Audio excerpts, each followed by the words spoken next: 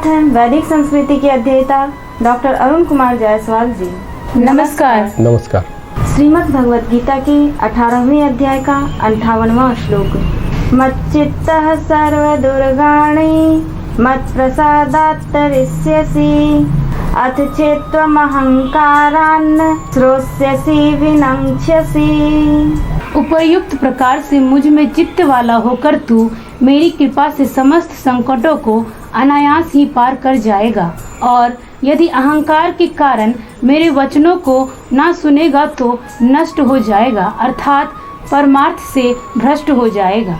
हमारी एक जिज्ञासा है कि भक्त का भगवान के साथ संबंध साधारण बैंक का रिजर्व बैंक से संबंध की भांति कैसे है? साथ ही हमें यह भी बताएं कि सुनना एक महान कला है कैसे? हमारी भी एक जिज्ञासा है कि सर्व दुर्गानी का क्या अर्थ है, इसका दुर्गा से क्या संबंध है? अपना मन मुझ में स्थिर करके मेरी कृपा से सभी बाधाओं को पार कर लो, लेकिन अहंकारवश यदि नहीं सुनोगे तो नष्ट हो सकते हो। ये बड़ा खूबसूरत श्लोक है। पहले मानसिक रूप से सभी कार्य अर्पित करते रहो, निरंतर सतत अपना मन मेरे पर स्थिर करो। यहाँ इस श्लोक में भगवान कहते हैं, मुझे चित्त वाला होकर तू मेरी कृपा के समस्त बाधाओं संकटों को अनायास ही पार कर जाएगा। जीवन की कठिनाइयों को ईश्वर के साथ इस मिलन के कारण पार कर लेगा। बहुत अच्छी बात भगवान कहते हैं। जब मन भगवान पर स्थित हो तो कोई कठिनाई नहीं आएगी। आचार्य शंकर इस श्लोक के एक शब्द सर्व दुर्गानी पर टिप्पणी करते हैं। दुर्ग का अर्थ है दैनिक जीवन की कठिनाइयाँ, इसलिए सभी के दैनिक जीवन की कठिनाइयों के निवारण के लिए इसे दुर्गा कहा जाता है। वे सभी दुर्गति को नष्ट कर देती हैं। हमें संसार में अनेक कठिनाइयों का सामना करना पड़ता है, और उनका सामना करने के लिए हमें बल देने के लिए हमारे पास वैसी शिक्षा है। वह शिक्षा क्या है? ईश्वर के साथ एक हो जाओ, तब हमें अपने अंदर आध्यात्मिक ऊर्जा आती हुई पाएंगे। एक साधारण बैंक को रिजर्व बैंक से बहुत सारी धनराशि मिलती है। कोई भी उस साधारण बैंक को गिरा नहीं सकता, क्योंकि उसके पीछे रिजर्व बैंक है। अतः जब असीम हमारे पीछे है तो हम साधनों से भरपूर होंगे, हमारे पास साधनों की कमी नहीं होगी। मेरी कृपा से तुम सभी कठिनाइयों को पार कर लोगे, क्योंकि तुम मेरे साथ एक हो गए हो। तुम जीवन की ऊंच नीच को पार कर लोगे। दुर्ग शब्द का अर्थ किला और पार्वती भी है। कठिनाइयों से पहुंचने वाले स्थान को दुर्ग कहते हैं, और दुर्गा भगवती का माता का नाम है। वह जो कठिनाइयों को पार करने में सहायता करती हैं वो दुर्गा देवी हैं। तो भगवान अर्जुन को इसलिए कह रहे हैं क्योंकि प्रथम अध्याय के अंतिम श्लोक में अर्जुन ने कहा, मैं युद्ध नहीं करूंगा। अर्जुन को परिस्थिति समझाते हुए कर्तव्य पूर्ण करने के लिए कहा था। भगवान ने अपना उपदेश द्वितीय अध्याय से आरंभ किया।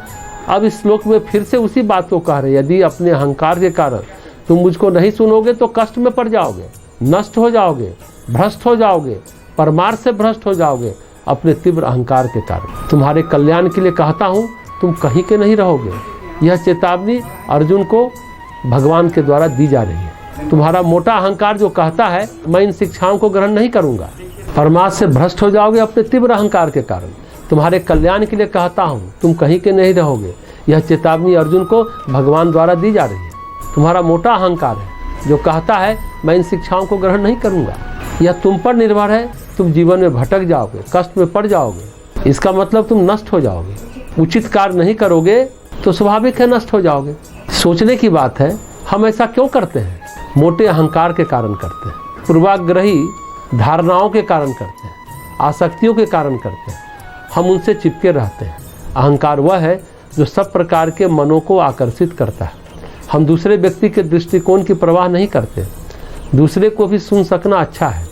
सभी प्राचीन पुस्तकों में एक अच्छी बात जो कही गई है, सुनना सीखो, सदा बोलते मत रहो। श्रवण बड़ा महत्वपूर्ण है। श्रावण मास सुनने का मास है। सुनना भी एक महान कला है। कई लोग ऐसे हैं जो कभी सुन नहीं सकते, वे केवल अपनी बात करते रहते। वे केवल दूसरों को या तो सलाह दे सकते हैं या आदेश दे सकते हैं। सुनना सीखना चाहिए, अन्यथा हम कष्ट में होंगे। इसलिए यह भारी अहंकार हमारे और भगवान के बीच खड़ा हो जाता है। उस अहंकार को छीन करना होगा, छोटा, निर्बल और दुर्बल बनाना होगा, जिससे कि वास्तविक स्व प्रकट हो सके। अहम का अतिक्रमण करना होगा। यह शिक्षा जीवन के सभी क्षेत्रों में, नैतिक जीवन में या आध्यात्मिक जीवन में सर्वोच्च है। बढ़ता हुआ अहम तभी तक अच्छा है जब तक वह शिशु का है, बच्चे का है। उसके बाद अहम को नष्ट होना चाहिए, दुबला होना चाहिए, छोटा होना चाहिए। ये मोटा अहम जीवन को कष्ट में बना सकता है, दूसरों के साथ नहीं रह सकता।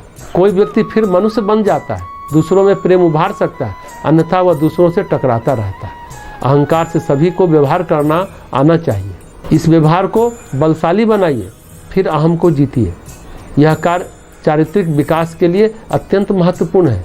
यदि इन लाभप्रद बातों का पालन नहीं करोगे तो तुम अपने को नष्ट कर लोगे, ऐसा भगवान कहते हैं। मैं तुम्हें आदेश नहीं दे रहा हूँ, मैं तुम्हें बुद्धिमत्ता की बात कर रहा हूँ। निर्णय लेना तुम्हारे हाथ में है। अहंकार को नष्ट करो और काम करो। पर भगवान अर्जुन को आदेश नहीं देते। ये भी पॉइंट नोट करने वाला है कि भगवान अर्जुन को आदेश नहीं दे रहे, बुद्धिमत्ता की बात समझा रहे हैं, उसे एक प्रकार से कन्विंस कर रहे हैं और सच का सामना करने की दिशा, शक्ति और प्रेरणा भी दे रहे हैं। श्रीमद् भगवद गीता के 18वें अध्याय का 59वां श्लोक। यदहंकारमाश्रित्य नायुत्स्य इति मन्यसे मिथ्यैष व्यवसायस्ते प्रकृतिस्त्वां नियोक्ष्यति। जो तू अहंकार का आश्रय लेकर यह मान रहा है कि मैं युद्ध नहीं करूंगा, तो तेरा यह निश्चय मिथ्या है, क्योंकि तेरा स्वभाव तुझे जबरदस्ती युद्ध में लगा देगा। एक बात बताएं कि बहुत से लोग वैराग्य के नाम पर घर छोड़कर चल देते हैं और आश्रम में एक नया परिवार बना लेते हैं। क्या इससे उनका विकास संभव है? एक बात समझाएं कि हम किसी बात को टालना चाहते हैं पर टाल नहीं पाते हैं। ऐसा क्यों? हमें इस हेतु क्या करना चाहिए? भगवान इस श्लोक में अर्जुन को बहुत स्पष्ट कहते हैं, यदि तुम अहंकारी दृष्टिकोण में रहोगे, किसी के परामर्श पर ध्यान नहीं दोगे और तुम सोचोगे मैं युद्ध नहीं करूंगा, तो तुम्हारा यह निश्चय व्यर्थ है, क्योंकि तुम्हारी प्रकृति तुमसे युद्ध करवाएगी। यही प्रकृति तुम्हारे अंदर है, वह रजस प्रकृति तुमसे कार्य करवाएगी। बहुत से लोग अपने पारिवारिक जीवन को छोड़कर किसी आश्रम में रहते हैं और वहाँ रहते हुए शीघ्र ही अपना नया परिवार बना लेते हैं। वह रजस उनमें है। इस प्रकार अपना परिवार छोड़ने से फिर क्या लाभ हुआ? पत्नी पति से कहती है तुम उस त्याग के जीवन में तुम्हें घर घर से भिक्षा लेनी पड़ेगी, यहाँ एक ही घर में तुम्हें सब कुछ मिल जाता है। बिल्कुल ठीक बात है। यह राशि संस्कार अपने आप एक नया संसार विकसित करा देगा। चाहे वन में चाहे किसी आश्रम में चले जाएं, वे आपके आंतरिक संस्कार बाहर चले जाएंगे। आप जहाँ भी जाएंगे वैसा ही संस्कार निर्मित कर लेंगे। इनसे यही निपटना अच्छा है। इसलिए भगवान कह रहे हैं तुम्हारे स्वयं की प्रकृति अत्यंत राजसिक है, दृढ़ता और गतिविधि से भरपूर है। हमें ऐसी प्रकृति को शिक्षित करना चाहिए। ऐसे व्यक्ति को सेवा आदि कार्यों में लगाना चाहिए। राष्ट्र सेवा यानी राष्ट्र के कार्य में लगाना चाहिए। सभी राशि प्रकृति वाले व्यक्ति से कार्य लेना चाहिए। उनकी ऊर्जा का सही प्रबंधन, सही नियोजन करना चाहिए, नहीं तो वह ऊर्जा उसके अहंकार को और मोटा करेगी। जितना ऊंचा अहंकार उतना छोटा वह आदमी। इसलिए हे अर्जुन, तुम्हारा यह निश्चय पूर्णतः अर्थहीन है युद्ध न करने का। यह एक मिथ्या निश्चय है। तुम्हारी स्वयं की प्रकृति, स्वयं का स्वभाव तुम्हें यह करने को बाध्य करेगा। प्रकृति बाध्य करती है। हम किसी वस्तु को टालना चाहते हैं, लेकिन प्रकृति हमें बाध्य करती है। हम सब उसके स्वभाव के अधीन हैं। हमें उसे स्वीकार करना पड़ेगा। केवल बाहरी रूप से त्याग करने से काम नहीं चलेगा, क्योंकि वह फिर से लौट आएगा। एक लेखक ने कहा था, तुम अपनी प्रकृति द्वार से बाहर फेंक दो, खिड़की से फिर आ जाएगी। आप इससे बच नहीं सकते। इसलिए इन शक्तियों को दार्शनिक रूप से तर्क युक्ति द्वारा व्यवस्थित करना चाहिए।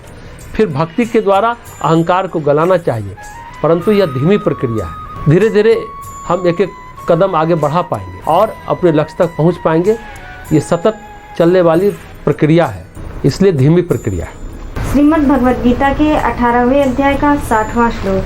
स्वभावजेन कौन्तेय निबद्धः स्वेन कर्मणा कर्तुं नेच्छसि यन्मोहात् करिष्यस्य वशोऽपि तत्। हे कुंती पुत्र, जिस कर्म को तू मोह के कारण करना नहीं चाहता, उसको भी अपने पूर्वकृत स्वाभाविक कर्म से बंधा हुआ परवश होकर करेगा। एक बात बताएं कि मनुष्य जिस कर्म को करना नहीं चाहता, उसे भी वह क्यों कर बैठता है? साथ ही हमें यह भी बताएं कि कर्मों को किए बिना कर्मों से पार क्यों नहीं हुआ जा सकता? हमारा भी एक प्रश्न है कि प्रत्येक व्यक्ति अपने कर्मों, अपने स्वभावों से कैसे बंधा हुआ है। भगवान कहते हैं, तुम्हारी प्रकृति से उत्पन्न अपने कर्मों से बंधे होने के कारण तुम्हें वह करना होगा जो तुम मोहवश नहीं करना चाहते। विचारने की बात है, गंभीर बात है। मनुष्य अपने कर्म से निबद्ध है। प्रत्येक व्यक्ति अपने कर्म से बंधा हुआ है। अपनी प्रकृति अपने स्वभाव पर आधारित है। प्रत्येक कर्म खुद के स्वभाव से उत्पन्न होता है। मेरा जो स्वभाव है एक कार्य विशेष के लिए बाध्य करेगा। यदि मोहवश भ्रमवश वह कार्य नहीं करना चाहो तो भी तुम्हें वह न चाहते हुए भी करना पड़ेगा। हमारे अंदर का स्वभाव हमारी आज्ञा के बिना हमें बाध्य करेगा। स्वभाव में वह शक्ति है जो हमें बिना चाहे आज्ञा स्वीकृति के बिना हमसे करवाएगा ही करवाएगा। हमारा बस नहीं रहेगा। अच्छा है वह जानकर किया जाए, असहाय होकर करने की अपेक्षा। लकड़ी जब हम काटते हैं तो उसकी बनावट के अनुसार काटते हैं, तब लकड़ी काटना सरल होता है। इसी प्रकार हम अपने संस्कार को जानें और उसे समाप्त करें। भगवान यहाँ अर्जुन को फिर से एक मनोवैज्ञानिक सत्य बता रहे हैं। तुम्हारे स्वयं के क्षत्रिय संस्कारों के कारण, जिनकी चुनौती भरी परिस्थितियों में कठोर परिश्रम करना है और सदा अपनी बात पर अडिग रहना है, तुम बंधे हुए हो। तुम्हारे अंदर यह स्थिति विद्यमान है। अपने अहंकारी विचारों के कारण इसकी उपेक्षा मत करो। मनुष्य अपने कर्मों से बंधा हुआ है, इसलिए कर्मों को करके ही कर्मों से पार हो सकता है। कर्मों को किए बिना कर्मों से पार नहीं हो सकता।